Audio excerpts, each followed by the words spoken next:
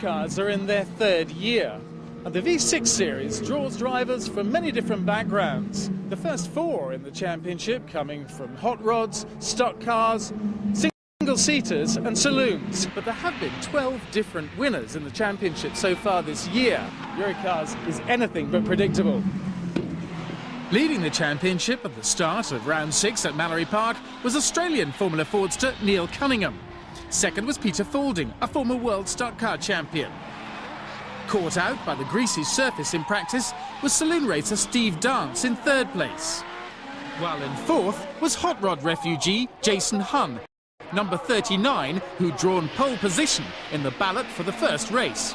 But it was very close at the top. With 200 points for a win, Hunn could overhaul Cunningham by turning that pole position into victory, as Cunningham sat out the first of the 3 races. But in his second race, Hunn would have to start dead last, and from there you can get caught up in the midfield melee. Mark Proctor recovered from his spin, but others weren't so lucky.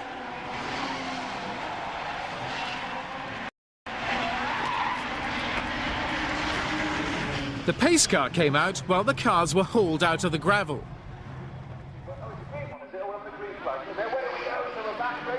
That delay closed up the field, helping the backmarkers keep in touch, but number 14, Ian Fewings, had already made his charge, up to 6th from 18th on the grid.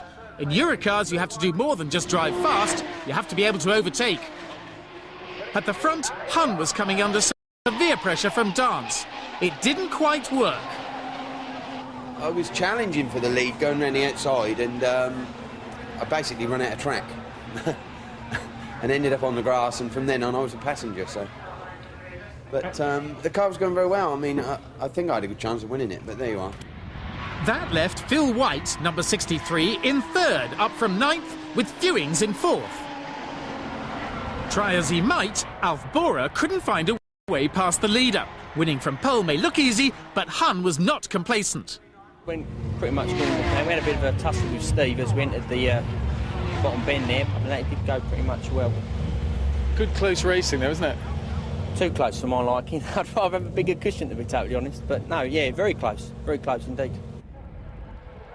For race 2, the ballot had put Fewings on the inside of row 2, alongside championship leader Cunningham in car 24.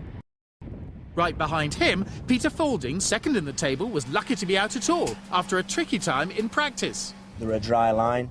The rest of it were wet, went out with slicks on and just stepped onto a wet track, and next thing I know I'm having a visit to the Armco. A lot of damage? Yeah, a lot of front end damage, oil cooler, front panels.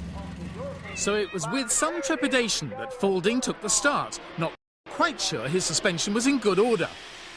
Just ahead, Cunningham dives inside Julie Butler for third place.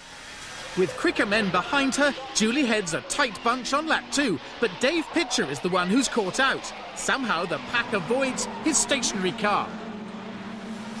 On board with Mark Willis, there's not much time to react.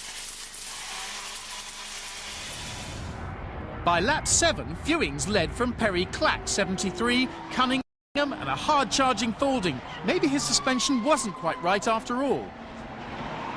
With 2 laps to go, Fewings led from Faulding, Willis and a tight group disputing 4th. Clack and Cunningham, followed by Bora and Dance. No one wanted to give way. Into Gerards, and Dance and Cunningham touch, and Neil's championship lead is spinning away with him across the grass. The championship was so close. Even when I was in the fence, all I want to do is grab first gear, get back on the track and get some extra points. Cunningham recovered to finish 13th. Dance was luckier, despite causing the problem and then squeezing Paul Poulter into the Armco as he fought back to finish 6th. I touched him up the back. It was my fault. I mean, I went in too hard, and I just touched him, which sent us both into a spin. No, I was pleased with the result. Just a shame I didn't finish the first one. All of which should have left Willis in 3rd, except his engine blew on the last lap, letting Clack and Bora through to finish 3rd and 4th. Faulding in 2nd couldn't catch the leader Fewings, whose win and 4th place signalled his improving fortunes. We had a period where we had gearboxes and different things go wrong, and because of that we dropped back down. So hopefully now with Brands we had some good points here, we should get some good points, or we have got some good points. So we should start picking our way back up the ladder again. The new V8 Eurocar series is still suffering from small grids and a lack of good close racing. That wasn't helped at Mallory when leading runner Kevin Clark spun off in practice. He wrenched his shoulder in the impact and took no further part in the day. In the first race, the runaway championship leader, Mike Jordan, led all the way from pole position, with Barry Lee fighting through from the back to take second from Tony Gale, only to be stymied by fuel starvation on the last lap and finish third.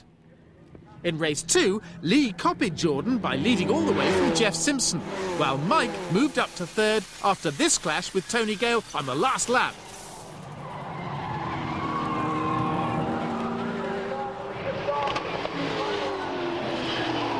It was judged a racing incident, so with a first and third each, Lee and Jordan shared the Round 6 Championship victory, the first time Jordan hadn't won it outright.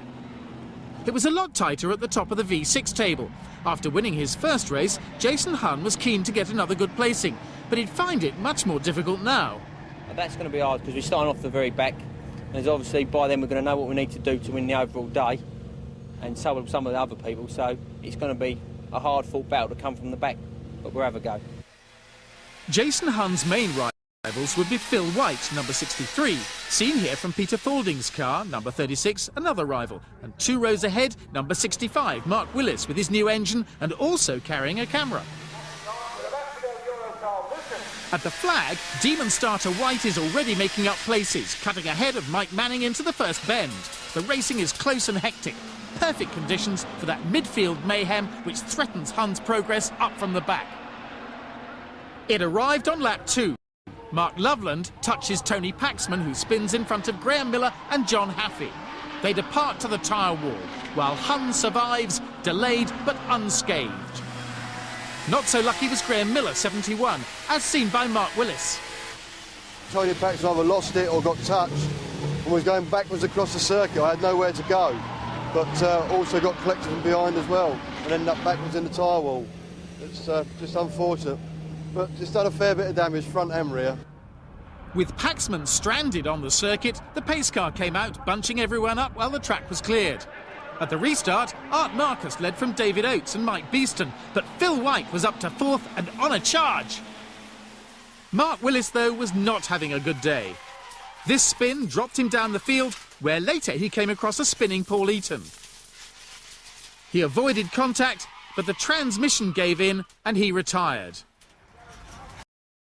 At the front, Art Marcus ran wide under pressure from Phil White, who held a tight line to take a lead he wasn't to lose, and win for himself driver of the day. In the first race, we started halfway down the grid, we got a third, so we was well happy with that. And then this time? Well, we've done a little bit better and got a first, and we've got hardly any damage, and we're well pleased. We've had a good result today. Number 24, Neil Cunningham, finished 5th, but lost his championship lead to 36, Peter Faulding, who made up 10 places to come home 7th. He'll be defending his lead at Brands Hatch on Sunday, and we'll bring you a report in 2 weeks' time.